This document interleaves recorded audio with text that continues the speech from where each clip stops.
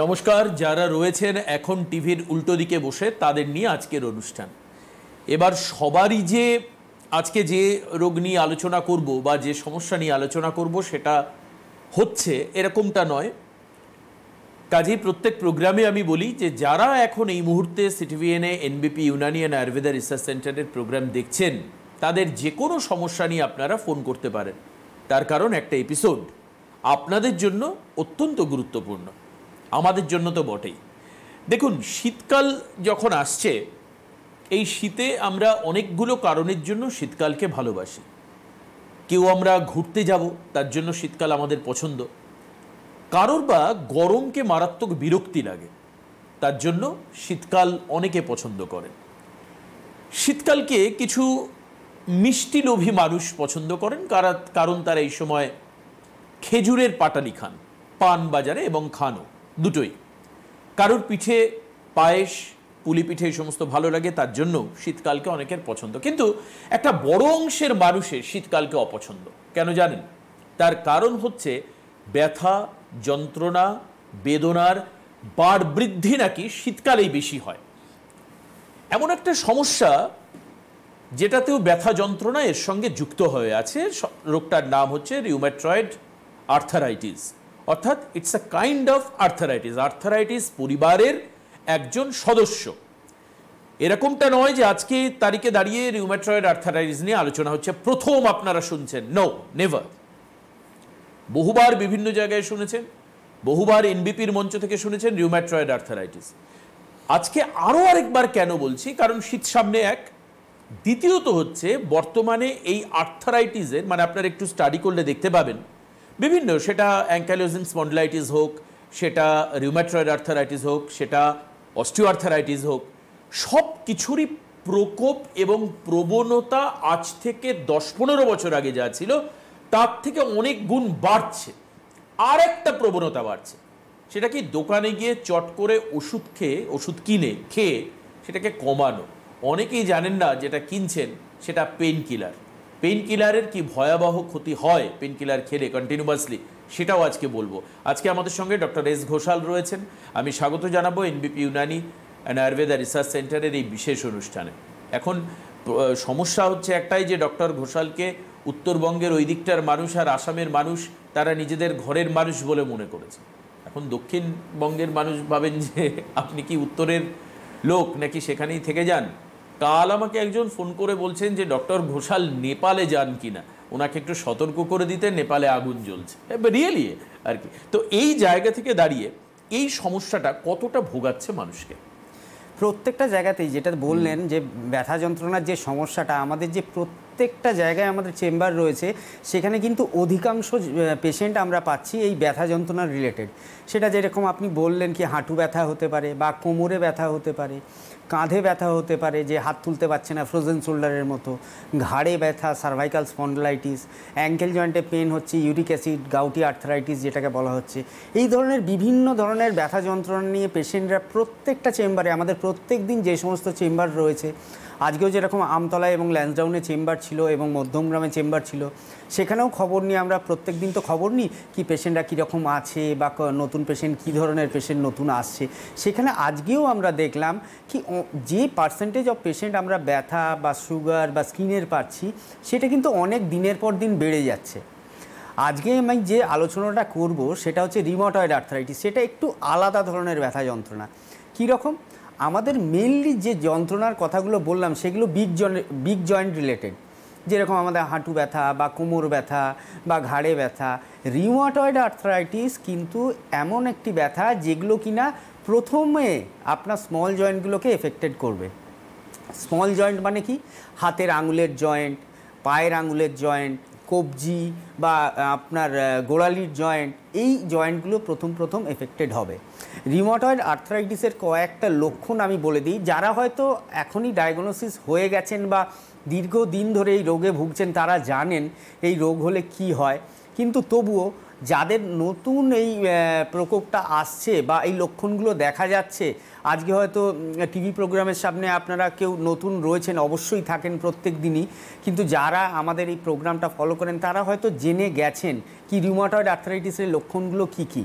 কিন্তু যারা নতুন রয়েছেন, যাদের এই ব্যথা যন্ত্রণাটা চালু হচ্ছে, এই ধরনের ব্যথা যন্ত্রণা হচ্ছে, প্রথম কি হচ্ছে, আমাদের ছোট ছোট আঙুলগুলো প্রথমে ব্যথা হবে, কি আঙুলগুলো ফুলে যাবে, লাল হয়ে যাবে, ব্যথা হবে, একটা মর্নিং স্টিফনেস থাকবে, সকালবেলার দিকে একটা জড়তা থাকবে, হাত মুঠো করতে পারছেন না, বিছানা থেকে নামতে পারছেন না, নামতে গেলে মনে হচ্ছে একটু বসি, ব্যথা হচ্ছে। যত দিন যাচ্ছে তত দেখছেন এই জড়তাগুলো কাটতে থাকছে।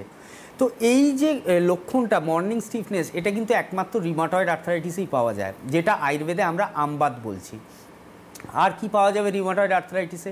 রিউমাটয়েড আর্থ্রাইটিসে একটা লো গ্রেড টেম্পারেচার পাওয়া যাবে, মানে যে পেশেন্টটি এই রোগে ভুগছেন তার একটা সন্ধেবেলার পরে বা দুপুরবেলার পর থেকে একটা মনে হবে জ্বর জ্বর ভাব, সবসময় গাটা গরম গরম লাগছে, লো গ্রেড টেম্পারেচার থাকলো। আর কি পাওয়া যাবে রিউমাটয়েড আর্থ্রাইটিসে? খাবার হজম হচ্ছে না, গ্যাস অম্বল হচ্ছে, পায়খানা পরিষ্কার হচ্ছে না। এইগুলো হচ্ছে রিউমাটয়েড আর্থ্রাইটিসের লক্ষণ। যারা এইভাবে ভুগছেন তারা কিন্তু আর বেশি দিন দেরি করবেন না। যেরকম দেবাশিসবাবু বললেন কি আমরা গিয়ে দোকান থেকে ওষুধ কিনে খেয়ে নিচ্ছি, আরাম পাচ্ছি, কিন্তু রোগটা কিন্তু পরের পর বাড়তেই থাকছে আপনাদের শরীরে। এবার এই রিউমাটয়েড আর্থ্রাইটিস যখন বাড়ন্ত হবে, তখন এই যে আমরা ছবিগুলো দেখাচ্ছিলাম কি হাতের আঙুল বেঁকে গেছে বা পায়ের আঙুল বেঁকে গেছে, তো এই যে সমস্যাগুলো এগুলো ধীরে ধীরে আসতে থাকবে। যেরকম এই যে আঙুলটা বেঁকে গেছে দেখা যাচ্ছে, এটাকে বলা হয় ডিনার ফর্ক লাইক ডিফর্মিটি, মানে আমাদের যে কাঁটা চামচ রয়েছে, কাঁটা চামচের মতো আঙুলগুলো বেঁকে যাবে। আর কি হয়, আমাদের হাতের কবজির যে জয়েন্টটা রয়েছে এটা একটা সোয়ান নেক লাইক ডিফর্মিটি হবে, মানে হাঁসের গলার মতো এই হাতের কবজিটা বেঁকে যাবে। তো এইগুলো যত দীর্ঘদিন আপনার শরীরে রোগটা থাকবে, আপনারা ট্রিটমেন্ট করছেন ভালো হওয়ার জন্য কিন্তু সুস্থ হতে পারছেন না, এইগুলো কিন্তু আস্তে আস্তে আসতে থাকবে। এবং আপনাদের আমি বলবো যারা ডায়াগনোসিস হয়ে গেছেন, যারা এখনও দেখাচ্ছেন না, তারা কিন্তু যত তাড়াতাড়ি সম্ভব আয়ুর্বেদের হাত ধরুন, কারণ আয়ুর্বেদ ছাড়া এই রোগকে কিন্তু গোড়া থেকে আপনারা ঠিক করতে পারবেন না।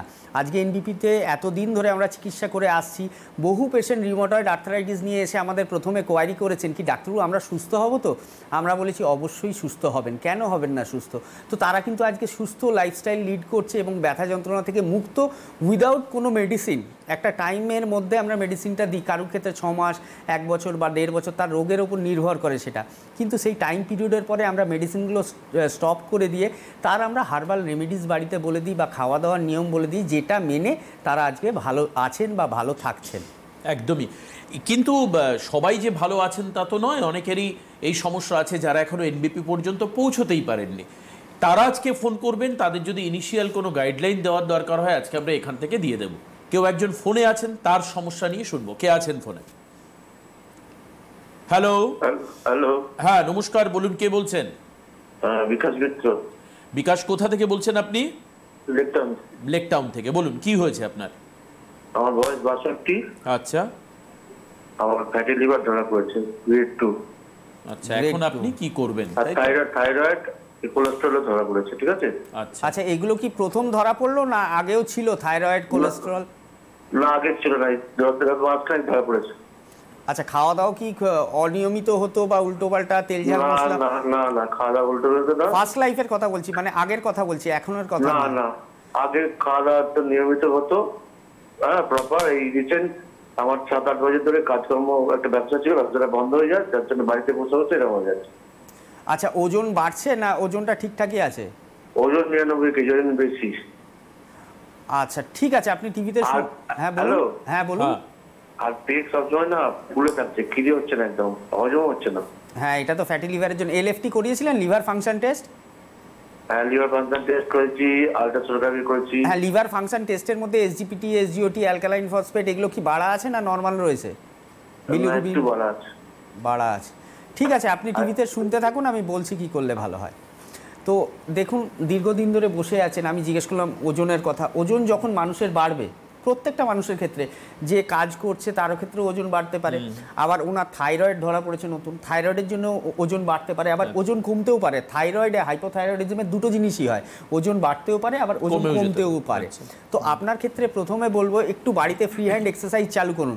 এবং গ্রেড 2 যে ফ্যাটি লিভারটা বললেন বা হেপাটোমেগালি, মানে লিভারটা বড় হচ্ছে, লিভারের মধ্যে চর্বি জমছে, তার মানেটা কি এরপরে গ্রেড 3 হবে, তারপরে ফাইব্রোসিস হবে, আস্তে আস্তে সিএলডির দিকে যাবে। তো খাওয়া দাওয়াটা নিয়ম মতো করুন, এবং থাইরয়েড এবং কোলেস্ট্রল যেটা বেড়েছে এটা কিন্তু আপনার এই বসে থাকার জন্য দীর্ঘদিন যে বলছেন 7 বছর বা 6 বছর কি বাড়ি থেকে বেশি বেরোচ্ছেন না, এটার জন্যে কিন্তু এই সমস্ত রোগগুলো আপনার শরীরে বাসা বাঁধছে। তো চেষ্টা করবেন সকালবেলা একটু মর্নিং ওয়াকে যাওয়ার, এবং মর্নিং ওয়াকটা এরকমভাবে করবেন যাতে একটু ঘাম ঝরে এবং আপনার ওয়েটটাও লস হবে তাতে। এবং তার পাশাপাশি কিছু মেডিসিনাল অ্যাসিস্ট্যান্ট আপনার লাগবে, মানে কিছু মেডিসিন আপনাকে খেতে হবে, কারণ এই অবস্থায় যদি আপনি মেডিসিন না নেন তাহলে কিন্তু এটা পরবর্তীকালে বাড়তে থাকবে। আপনি হেল্পলাইন নাম্বার নিচে দুটো যাচ্ছে দেখুন, ওর মধ্যে যে কোনো একটা নাম্বার লিখে নিয়ে একটু বুকিং করে নিন। লেক টাউন থেকে ফোন করেছেন, আপনার মধ্যমগ্রাম এবং হাতিবাগান দুটো চেম্বারের মধ্যে যেটা আপনার ইজি মনে হবে সেই চেম্বারে এসে আপনি একটু দেখা করবেন।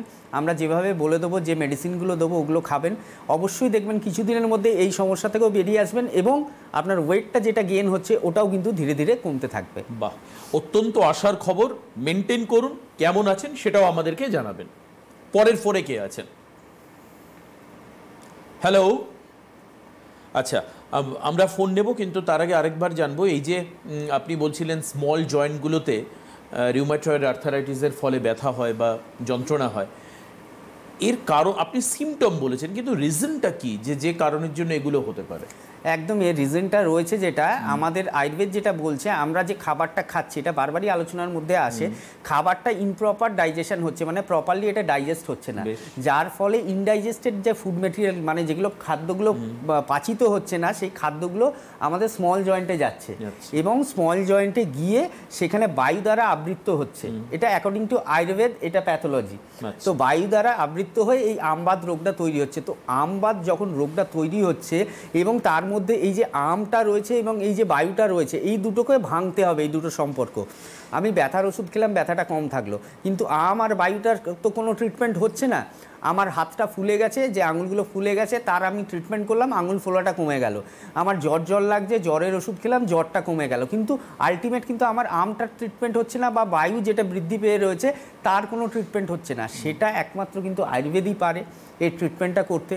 এবং আয়ুর্বেদের মধ্যে যে পঞ্চকর্ম পাঠটা রয়েছে, সেই পঞ্চকর্ম পাঠে, আর রিউমাটয়েড আর্থ্রাইটিসে আর একটা মজার ব্যাপার বলে দিই, আমরা জানি ব্যথা যন্ত্রণা হলে একটু তেল মলম মালিশ করবো, একটু সেঁক নেবো, তাহলেই আরাম পাবো। কিন্তু এই রিউমাটয়েড আর্থ্রাইটিস এমন একটা রোগ যেখানে তেল বা মলম মালিশ করলে এই রোগটা দিনের পর দিন বাড়তে থাকবে। ও আচ্ছা। কারণ তেল বা মলম এটা কফটাকে বাড়ায়, এবং কফটা বাড়ানোর ফলে ওই আমটাও বৃদ্ধি পায়। এটা একটা অ্যাডভার্স এফেক্ট। হ্যাঁ, এটা অ্যাডভার্স এফেক্ট। তো রিউমাটয়েড আর্থ্রাইটিসে যারা পেশেন্ট রয়েছেন, কখনো কোনো দিন তেল মালিশ করবেন না বা মলম মালিশ করবেন না। যারা দেখাচ্ছেন তারা তো জানেনই, যারা দেখাচ্ছেন না তাদের জন্য আমি এই ইনফরমেশনটা দিচ্ছি, কোনো তেল বা মলম আপনারা মালিশ করবেন না। খাওয়ার মেডিসিন খাচ্ছেন, খান, তারপরে যদি আয়ুর্বেদের হাত ধরার ইচ্ছা, এনবিপি তো রয়েইছে, তখন ট্রিটমেন্টে আপনারা আসবেন। এবং এর পাশাপাশি চেষ্টা করবেন কি ঠান্ডা জলটা অ্যাভয়েড করা, ঠান্ডা জল খাওয়া এবং ঠান্ডা জলে চান করা। আমরা শীতকালে সাধারণত একটু উষ্ণ গরম জলে চান করি, কিন্তু রিউমাটয়েড আর্থ্রাইটিসের পেশেন্টদের বলাই থাকে কি আপনারা সারা জীবন চেষ্টা করবেন উষ্ণ গরম জলে, হয়তো গরমকালে উষ্ণ গরম জল না, গরমকালে হালকা রোদ্দুরে তাতিয়ে নেবেন জলটা, তার সেই জলটা দিয়ে চান করবেন। এবং এর সাথে সাথে আর একটা কথাও মনে রাখবেন, খাওয়া দাওয়াটা একদম ব্লান্ট করবেন। তেল, ঝাল, মশলা, মাখন, ঘি এটা যতটা পরিমাণ সম্ভব না খাওয়ার হলেই আপনার শরীরের পক্ষে ভালো, কারণ আপনার হজম শক্তিটা এমনিই কমে গেছে। হজম শক্তি কমে যাওয়ার ফলে আপনার এই রোগটা হচ্ছে। আগে আপনার হজম শক্তিটাকে ফিরিয়ে আনতে হবে আয়ুর্বেদিক ট্রিটমেন্টের মাধ্যমে, পঞ্চকর্মের মাধ্যমে, তাহলেই কিনা দেখবেন আপনার হজমটাও ভালো হচ্ছে, গ্যাস অম্বল হচ্ছে না, এবং তার সাথে সাথে আপনার এই রোগের প্রবণতাটাও কিন্তু ধীরে ধীরে কমবে। একদম। আমি চেম্বারগুলো আপনাদেরকে বলে দিই, যদি ফোন থাকে তো অবশ্যই আপনারা ফোন করুন। টিভি স্ক্রিনের উপরে যাওয়া যে নাম্বার, ওপরে যে স্ট্রিপের মধ্যে যাচ্ছে নাম্বার, সরাসরি ফোন করবার নাম্বার, সেখানে ফোন করতে পারেন। আচ্ছা, আরেকজন রয়েছেন আমাদের সঙ্গে, কে আছেন ফোনে? হ্যালো, হ্যাঁ বলুন, কে বলছেন?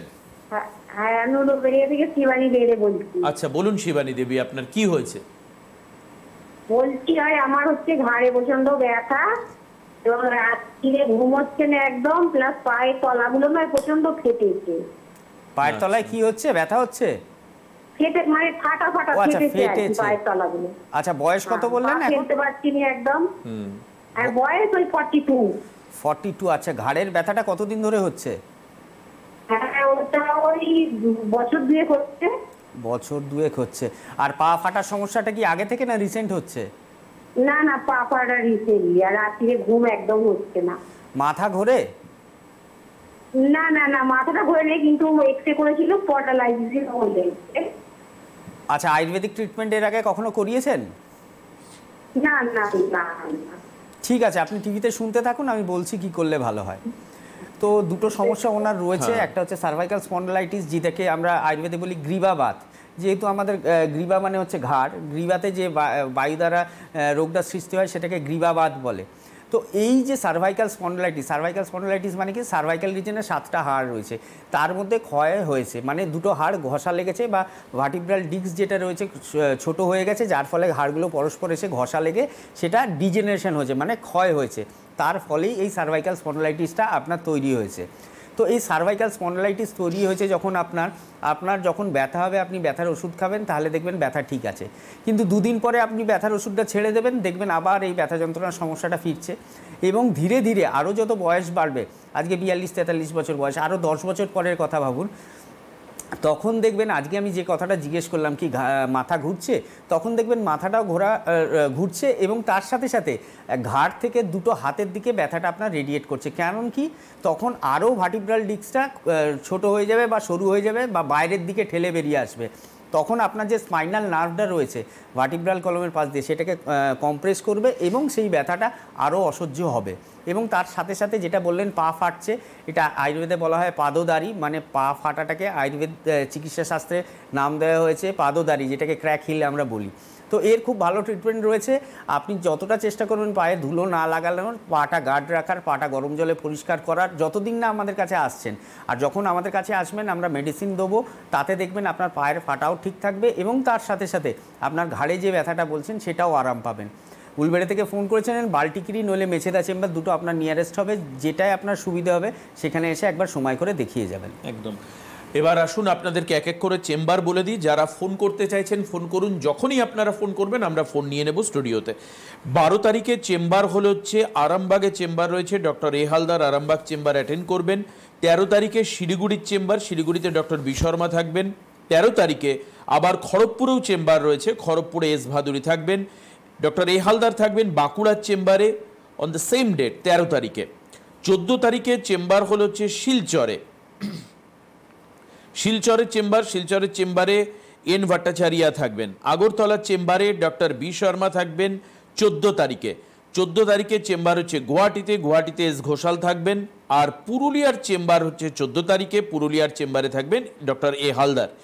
এস ভাদুরী থাকবেন কাকদ্বীপের চেম্বারে 14 তারিখে। 15 তারিখে ঝাড়গ্রাম চেম্বার রয়েছে, ঝাড়গ্রামের চেম্বারে ডক্টর এ হালদার থাকবেন। ডক্টর এস ঘোষাল থাকবেন ডিব্রুগড় আসামের চেম্বারে, তারিখটা হচ্ছে 15 তারিখ। 15 তারিখের পরে হচ্ছে 16 তারিখ চেম্বার রয়েছে দিল্লিতে, দিল্লির চেম্বারে এবার আপনারা পাচ্ছেন ডক্টর এ হালদারকে, দিল্লির চেম্বারে উনি থাকবেন। 19 তারিখে যে চেম্বার রয়েছে, 19 তারিখ হচ্ছে রায়গঞ্জে চেম্বার রয়েছে, রায়গঞ্জে ডক্টর এস ঘোষাল থাকবেন। এস ভাদুরী থাকবেন হচ্ছে 20 তারিখের চেম্বারে, 20 তারিখ হচ্ছে বর্ধমান চেম্বার রয়েছে এস ভাদুরী। ডক্টর বি শর্মাকে পাবেন মালদাতে 20 তারিখে, আবার 20 তারিখে বহরমপুরে আরেকটা চেম্বার রয়েছে, ডক্টর এ হালদার ওই চেম্বারে থাকবেন। 18 তারিখে চেম্বার রয়েছে, একটু ডেটটা হয়তো এদিক ওদিক হয়ে যাচ্ছে, আপনারা মাথায় রাখবেন শুধু ডেটটাকে। 18 তারিখে চেম্বার রয়েছে 18-9 বনগাঁ চেম্বারে থাকবেন এস ভাদুরী। আর থাকছেন ক্যানিংয়ের চেম্বারে 19 তারিখে। 21 তারিখ যে চেম্বার রয়েছে সেটা হচ্ছে কৃষ্ণনগরে এ হালদার থাকবেন। আর ডক্টর এস খান থাকবেন হচ্ছে দুর্গাপুরের চেম্বার 21 তারিখে। 21 তারিখে আরও 3টে জায়গায় চেম্বার রয়েছে, সেটা কোথায় দুর্গাপুর ছাড়াও বোলপুর, নিউ কোচবিহার এবং আলিপুরদুয়ার। বোলপুরের চেম্বারে থাকবেন এস ভাদুরী, এস ঘোষাল থাকবেন নিউ কোচবিহার, আলিপুরদুয়ারে থাকবেন হচ্ছে বি শর্মা। চলে আসছি পরের ডেট হচ্ছে আপনার 23 তারিখ, 23 আর 24। 23-এ হেড়িয়াতে চেম্বার রয়েছে, হেড়িয়ার চেম্বারে ডক্টর বি শর্মা থাকবেন। এস ভাদুরী থাকবেন মেচেদার চেম্বারে তার ঠিক পরের দিন অর্থাৎ 24 তারিখে। এবার আমরা চলে আসছি 28 তারিখের চেম্বার। 28 তারিখে হচ্ছে আলিপুরদুয়ার, 28 তারিখে আপনার জামশেদপুরে চেম্বার রয়েছে, জামশেদপুর এস ভাদুরী থাকবেন। ডক্টর বি শর্মাকে পাবেন হচ্ছে হলদিয়াতে 10 তারিখে, 10 অর্থাৎ পুজোর পরে। 10-10-এ আরেকটা চেম্বার রয়েছে, অর্থাৎ অক্টোবরের 11 তারিখে অক্টোবরের আসানসোলেও ডক্টর বি শর্মাকে পাবেন। আর এস ঘোষালকে পাবেন হচ্ছে গঙ্গারামপুরের চেম্বার হচ্ছে 13 তারিখে। এছাড়াও আপনারা যেরকমভাবে জানেন যে কলকাতার চেম্বার, হাওড়ার চেম্বার, উত্তর চব্বিশ পরগনার মধ্যম গ্রামে চেম্বার, এগুলো তো থাকছেই। আপনি নিচের হেল্পলাইন নাম্বারে ফোন করে নেবেন 9830235527 এবং একই নাম্বার 9830235537, এই দুটো নাম্বারে কোন চেম্বারে আপনি আসছেন আপনার জায়গা বললে চেম্বার আপনাকে হেল্প করে দেবে যে কোন চেম্বার আপনার কাছাকাছি হবে। আসি পরের ফোনে। কে আছেন ফোনে? হ্যালো। হ্যালো। হ্যাঁ বলুন, কোথা থেকে বলছেন? আমি পশ্চিম মেদিনীপুরের ভাওদি থেকে বলছি। পশ্চিম মেদিনীপুর, আচ্ছা বলুন কি হয়েছে আপনার? আমার মেয়ের 25 দিনের বাচ্চা, সন্তান, তার মায়ের দুধ আসছে না, মানে দুধ কম আসছে। আচ্ছা, তো ওটা কি, তার জন্য কি পরামর্শ চাইছি আর কি। আচ্ছা, মায়ের বয়স কত এখন? মায়ের বয়স না বাচ্চা? কত? মায়ের হ্যাঁ মায়ের বয়স আপনি 28 হবে। আচ্ছা ঠিক আছে, আপনি শুনতে থাকুন, আমি বলছি কি করলে ভালো হয়। হ্যাঁ। তো এটা অনেক ল্যাকটেটিং মাদারের এই প্রবলেমটা থাকে। তো এই যে প্রবলেমটা আসছে, এতে সব থেকে ভালো হার্বস হচ্ছে শতাবরী, এবং এই শতাবরী হার্বসের কাজে লাগিয়ে আমাদের মডার্ন সায়েন্সে যে মেডিসিনগুলো তৈরি হয় সেগুলো কিন্তু এক প্রকার আয়ুর্বেদিক মেডিসিন, আচ্ছা, এবং যেগুলো প্রেসক্রাইব করা হয় সেগুলো আয়ুর্বেদিক মেডিসিন। তো আপনাকে আমি একটাই কথা বলবো, যেহেতু ল্যাকটেটিং মাদার, বাচ্চার দুধটা খুবই প্রয়োজনীয়, তো আপনার আশেপাশে যে কোনো একটা চেম্বারে আপনি কোনো ভালো ডাক্তারকে দেখিয়ে নিন। যদি তারপরেও না আসে, আয়ুর্বেদে কিন্তু এর রাস্তা অবশ্যই রয়েছে। যে সমস্ত মায়ের বুকের দুধ আসে না বা বুকের দুধ কম আসে, তো তাদের ক্ষেত্রে ট্রিটমেন্ট আয়ুর্বেদে রয়েছে। আমি একটা হার্বসের নাম যেরকম শতাবরী বললাম, এরকম অনেক 4-5টা হার্বস রয়েছে যেগুলো দিলে কিন্তু মায়ের এই যে বুকের দুধটা আসছে না সেটা কিন্তু আস্তে আস্তে প্রোডাকশান হয়। প্রথমে আপনি চেষ্টা করে নিন, যদি আশেপাশে কোনো ডাক্তারকে দেখিয়ে, অনেক ওষুধ আছে আমি বললাম তো, তার মধ্যে অনেক ওষুধ আয়ুর্বেদিক মেডিসিনও রয়েছে, সেখানে এসে দেখিয়ে এই ট্রিটমেন্টটা স্টার্ট করুন। তারপরেও যদি দেখেন কি আসছে না বুকের দুধটা প্রপারলি, তাহলে আমাদের যে কোনো একটা নিয়ারেস্ট চেম্বারে যোগাযোগ করবেন। আমরা যে অ্যাডভাইসগুলো দেবো সেগুলো মেনে চলবেন, অবশ্যই দেখবেন এই সমস্যা থেকে আপনার সন্তানের মা ঠিক হয়ে যাবে। একদমই, আপনি নিশ্চিন্তে থাকুন। পরের ফোনে আসি, কিন্তু তার আগে যে হার্বস ইউজ করে ট্রিটমেন্ট করা, এটা একটা কনভেনশনাল পদ্ধতি তো বটেই, তার সঙ্গে কিন্তু ভারতীয় সনাতন শাস্ত্রের অনেক যোগসাযোগ রয়েছে। কাজেই আয়ুর্বেদ একটা কথা বলছে যে আমাদের সাইড এফেক্ট বলে যে শব্দটা আমাদের এখন বর্তমানে বাজার প্রচলিত শব্দ, সেটা হয় না আয়ুর্বেদে। হার্বস ইউজ করে যদি আমি আয়ুর্বেদ পদ্ধতিতে ট্রিটমেন্ট করি, সেটা কতটা ঠিক আমি ডক্টর ঘোষালের থেকে জানার আগে আরেকজন ফোনে আছেন। কে আছেন ফোনে? হ্যালো। আচ্ছা, ফোনটা নেই এখন, আপনারা ফোন করুন, আমরা অবশ্যই কথা বলবো। আপনি যে কথাটা বললেন কি আয়ুর্বেদিক মেডিসিনের সাইড এফেক্ট কম, তো এটা অবশ্যই ঠিক, সাইড এফেক্ট কম, কিন্তু তার মানে এই নয় কি তার কোনো সাইড এফেক্ট নেই। যেটার ক্রিয়া রয়েছে তার পার্শ্ব প্রতিক্রিয়াও থাকবে। যদি ক্রিয়াটা নাই থাকতো তাহলে পার্শ্ব প্রতিক্রিয়ার কথাটা আসতো না, তাহলে সমস্ত সূত্রগুলোই ভুল হয়ে যেত। আমি যদি কোনো ওষুধ ওভারডোজে দিয়ে দিই কোনো পেশেন্টকে, একটার জায়গায় দুটো দিয়ে দিলাম, তো সেই ওষুধ খেলে তো তার সাইড এফেক্ট হবেই। এবং আয়ুর্বেদে এরকম কিছু মেডিসিন রয়েছে, যেমন কুচিলা রয়েছে, কুচিলা হচ্ছে এক ধরনের বিষ, ভৎস্যনাভ রয়েছে, সেটা এক ধরনের বিষ, ধাতুরা বীজ থেকে মেডিসিন তৈরি হয়, সেটা এক ধরনের বিষ। তো এই যদি বিষগুলো আমি প্রপারলি শোধন না করতে পারি, এগুলোর বিভিন্ন শোধন প্রক্রিয়া রয়েছে, অষ্টাদশ শোধন প্রক্রিয়া, দ্বাদশ শোধন প্রক্রিয়া, এবং এই যে পারদ আর গন্ধক দুটো মেটাল রয়েছে, মার্কারি, এইগুলোকে যদি অষ্টাদশ সংস্কার করা যায় প্রপার ওয়েতে, আগেকার দিনে যেভাবে করা হতো সেটাকে বলা হয় নেকটার লাইক, মানে অমৃতের সমান। তো কোনো মেডিসিন, ওই জন্য আমরা সবসময় বলি কি ভালো চিকিৎসকের পরামর্শ নিয়ে ভালো ওষুধ দেখে, ব্র্যান্ডেড ওষুধ দেখে খাবেন। কারণ কোন ওষুধটা কতটা প্রপারলি শোধন হয়েছে, সেটা কিভাবে ফরমেশন হয়েছে, কোথায় ফরমেশন হয়েছে, সব কিছু কিন্তু আপনার জানা দরকার। এমন ডাক্তারের কাছে গেলেন যিনি একটা জায়গায় দুটো করে 3বার বলে দিলেন, তো সেই ওষুধ খেলে তো আপনার সাইড এফেক্ট হবেই। আর সাইড এফেক্টটা অন্যান্য প্যাথির থেকে কম হয়। যেটা অন্যান্য অ্যাডভার্স এফেক্ট অন্য প্যাথির ক্ষেত্রে আছে কি, আপনি ধরুন আমি সুগারের কথাই বলি বা ব্যথার কথাই বলি, ব্যথার ওষুধ যেটা আমরা খাচ্ছি সেটা খেয়ে একটা সময় গিয়ে দেখা যাচ্ছে আমার লিভার, কিডনি এগুলোর ওপর ক্ষতি হচ্ছে। তো সেরকম কিছু ব্যাপার কিন্তু আয়ুর্বেদে নেই, যদিও থাকে সেটা খুব মিনিমাম, মানে সেটা অগণ্য, মানে অ্যাভয়েডেবল, সেটাকে না ধরাই ভালো। একদম। আরেকজন ফোনে রয়েছেন ডক্টর ঘোষাল। কে আছেন ফোনে? হ্যালো। আমি মেদিনীপুর থেকে বলছি, নাম বলবো না। ঠিক আছে, কি হয়েছে আপনার প্রবলেমটা বলুন। আমার ছেলে 35 বছর বয়স, আনমেরিড, ওর কিন্তু ইরেকটাইল ডিসফাংশন। আমি কিন্তু ছেলের অন্য কোনো অ্যালোপ্যাথি ওষুধ চলে, ঘুমের ওষুধ বা? হ্যাঁ দেখাচ্ছি। ছেলে থেকে আপনার আছে, কোলেস্ট্রল আছে। কোলেস্ট্রল আছে। এমনি চিন্তা ভাবনা বা অ্যাংজাইটি, টেনশন এগুলো কি রয়েছে বেশি? না, সেরকম কিছু বুঝতে পারিনি। মিদনাপুরের কোথা থেকে বলছেন আপনি? পশ্চিম মেদিনীপুর। হ্যাঁ, পশ্চিম মেদিনীপুর। পশ্চিম মেদিনীপুরের কোথায়? পুরো পশ্চিম মেদিনীপুর তো অনেকটা বড় জায়গা। পশ্চিম মেদিনীপুর ওই খড়গপুরের পাশাপাশি। আচ্ছা ঠিক আছে, এর ট্রিটমেন্ট রয়েছে, আমি আপনাকে টিভিতে বলছি, আপনি শুনতে থাকুন। এর ট্রিটমেন্ট রয়েছে, আপনার নিয়ারেস্ট যে কোনো একটা চেম্বারে আসবেন। আপনি শুনুন, উনি যে সমস্যাটার কথা বললেন এটা অনেকের ক্ষেত্রেই হয়। এটা একটা বয়সের পরে, সার্টেন এজের পর আগে দেখা যেত, এখন দেখা যাচ্ছে এই প্রবণতাটা অনেক বেড়ে গেছে। মানে ইয়াং এজে ওই সমস্যাটা আসছে। এবং আমাদের লাইফস্টাইল, আমাদের টেনশন, অ্যাংজাইটি, স্লিপলেসনেস, আমাদের ঘুম হচ্ছে না, কেউ জার্নিতে রয়েছে, রাত্রিবেলা নামতে হচ্ছে, কাউকে ল্যাপটপে সারা রাত্রির কাজ করতে হচ্ছে, সুগার এসে যাচ্ছে, সুগারের একটা বড় কারণ। তো এই জিনিসগুলো থাকলে কিন্তু এটার সমস্যা আসবেই। আগে ওকে বলুন ওর লাইফস্টাইলটাকে ঠিক করতে, সকাল থেকে রাত্রি অবধি লাইফস্টাইলটা যেন ঠিক থাকে। তার সাথে খাবার যেগুলো খাবে সেগুলো তেল, ঝাল, মশলা এগুলো যতটা অ্যাভয়েড করতে পারে অ্যাভয়েড করবে। তার সাথে মিষ্টি খাবারটা বেশি খাবে। এবং তার পাশাপাশি আপনার যে চেম্বারটা নিয়ারেস্ট হবে, পশ্চিম মেদিনীপুর মানে আমার মনে হয় হেড়িয়া, হলদিয়ার কাছাকাছি হবে, তো ওই চেম্বারে এসে আপনি একটু ছেলেকে নিয়ে আমাদের সাথে আসবেন, দেখা করবেন। এই ট্রিটমেন্ট রয়েছে, অবশ্যই দেখবেন আপনার ছেলে যে সমস্যায় ভুগছে সেখান থেকে বেরিয়ে আসতে পারবে। ঠিক আছে, আয়ুর্বেদে অনেক চিকিৎসা হয় যেগুলো ক্রনিক ডিজিজ, সবচেয়ে বড় কথা দীর্ঘদিন ধরে আপনি সাফার করছেন, তার ট্রিটমেন্ট আপনার অন্যান্য প্যাথি দিতে পারছে না। আয়ুর্বেদ কিন্তু সেখানেও চ্যালেঞ্জ নিয়ে কাজ করে।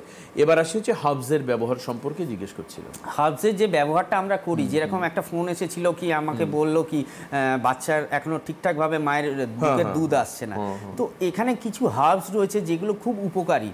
যেমন আমি বললাম একটা শতাবরী রয়েছে, আলকুশি রয়েছে, এই ধরনের যে হার্বসগুলো রয়েছে এইগুলো আমরা প্রপারলি আমাদের মানে যে ফ্যাক্টরি রয়েছে সেখানে আমরা নিজেরা থেকে, এবং আমাদের যেরকম মডার্ন সায়েন্সে ফার্মেসি থাকে সেরকম আয়ুর্বেদেও কিন্তু একটা ফার্মেসি বা ফার্মাকোপিয়া রয়েছে, যেটা হোমিওপ্যাথিতে রয়েছে, আয়ুর্বেদে রয়েছে। তো সেই সমস্ত এক্সপার্ট নিয়ে আমরা কিন্তু হার্বাল মিশ্রণটা করে আমরা সেই মেডিসিনটা প্রিপেয়ার করছি যাতে মানুষের ক্ষতি না হয়। তো আমি আজকে জোর গলায় বলতে পারি, আজকে যে মাটি ফোন করলেন, তো আপনি যে চেম্বারেই যান না কেন, যে ডাক্তারের চেম্বারেই যান না কেন, আপনি যে মেডিসিনটা খাবেন আমাদের কাছে আসার দরকার নেই, তার গায়ে দেখবেন অবশ্যই লেখা রয়েছে আয়ুর্বেদিক মেডিসিন। তো এটা আমি জোর গলায় বলি, কারণ যে চলতি মেডিসিনগুলো এই ধরনের সমস্যায় দেওয়া হয় সেগুলো কিন্তু আয়ুর্বেদিক প্রিপারেটেড মেডিসিন। একেবারে আজকের এই অনুষ্ঠানে মনে হয় শেষ ফোন, আমাদের হাতে সময় খুব কম। কে আছেন ফোনে? হ্যালো। হ্যালো, হ্যাঁ বলুন, স্বাগত। আমি রবি চক্রবর্তী বলছি। হ্যাঁ বলুন রবিদা, কি মানে কোথা থেকে বলছেন আপনি? আমি অনেক দিন ধরে চেষ্টা করছি, বুঝলেন তো। আচ্ছা আচ্ছা স্যার, আমি কাকুরগাছি থেকে বলছি। আচ্ছা বলুন, কি হয়েছে আপনার? আমার পায়ের তলায় কড়া হয়েছে, কড়া মানে গুবো যাকে বলে, এই গুবো আমি সারাতে পারছি না। আচ্ছা, আয়ুর্বেদিক চিকিৎসা করিয়েছেন? এর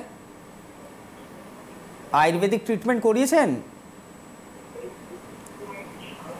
হ্যালো, আয়ুর্বেদের কোনো ট্রিটমেন্ট আগে করিয়েছেন? ট্রিটমেন্ট করেছি না, আয়ুর্বেদিক ট্রিটমেন্ট করাইনি। ব্যাস শুনুন, ঠিক আছে, আপনি শুনতে থাকুন। এর ট্রিটমেন্ট রয়েছে, আজকে সময় খুব অল্প, কিন্তু এই ধরনের কর্ন বা গুফো এর খুব ভালো চিকিৎসা আয়ুর্বেদের রয়েছে, থেরাপি রয়েছে, যেটা করলে একদম সম্পূর্ণ ব্যথা, যন্ত্রণা, শক্তভাব একদম চলে যাবে। একদম। আজকে আমরা এখানে শেষ করব, তবে হেল্পলাইন যে নাম্বার সেটা আপনার জন্য আছে, সেই নাম্বারে ফোন করে যদি বুঝতে অসুবিধা হয় চেম্বার কোনটা আপনার কাছের, সেই চেম্বার আপনাকে হেল্প করা হবে। আবারও বলছি, রিপিট এগেইন, আপনাকে হেল্প করা হবে কোন চেম্বারে আপনি যাবেন। আজকের এই অনুষ্ঠান এখানে শেষ করব। অবশ্যই আগামীকাল আবারও রাত ঠিক 9:30 আপনাদের সঙ্গে দেখা হচ্ছে এনবিপি ইউনানিয়ান আয়ুর্বেদা রিসার্চ সেন্টারের প্রোগ্রামে। অনেক ধন্যবাদ জানাই ডক্টর ঘোষালকে। নমস্কার আপনাদের সবাইকে।